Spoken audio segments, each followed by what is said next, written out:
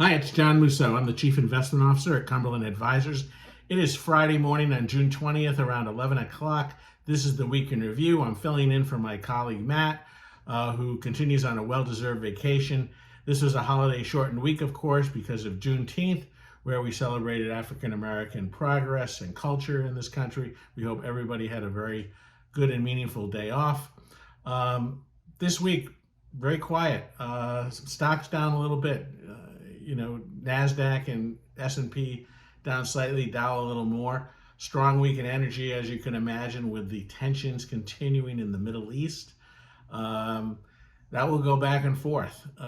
We see the president keeps talking about a 2-week consideration period for action against Iran. That, of course, keeps markets on tenterhooks a little bit, as you would expect. On the bond side this week, really not much going on either. When you look at basically treasury yields are up maybe a basis point, 440 to a 441 on the 10-year. Muni yields down a little bit, down to a 332 to a 330 on the 10-year AAA. And quiet. Muni deals very well received this week. But harder to characterize it, right? Because it's a holiday shortened week, so a little less supply. Good supply into bond funds again this week, almost $1 billion.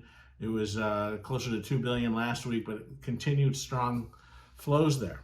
On the economic front this week, a couple of numbers that we watch.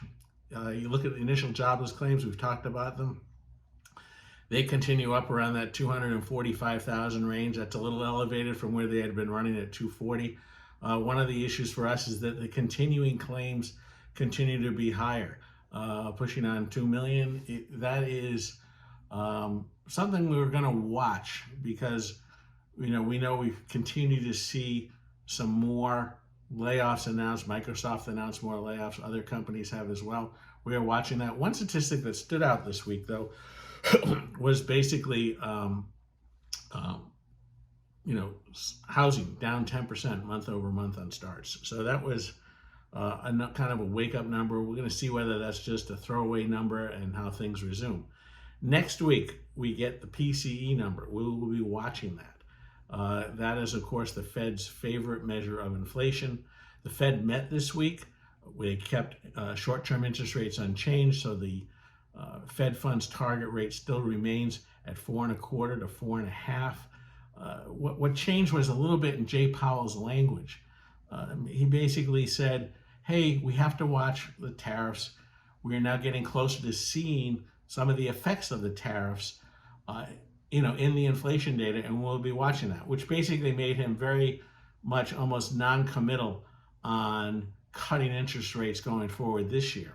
If you look at the dot plots of the Fed governors that are involved here, they are still looking at cuts, but probably not until next year. So when you boil this all down, what does it mean? It means wait and see. And I think when you really think about it, right, let's look back, and this is something that Matt has talked about on here as well. Let's look back to where you were the day after the election. Day after the election, the S&P is up maybe about 1.5% since then. And that's obviously over 6 months now, 7 months. Interestingly enough, the 10-year bond yield was about a 441. It's like a 442 now.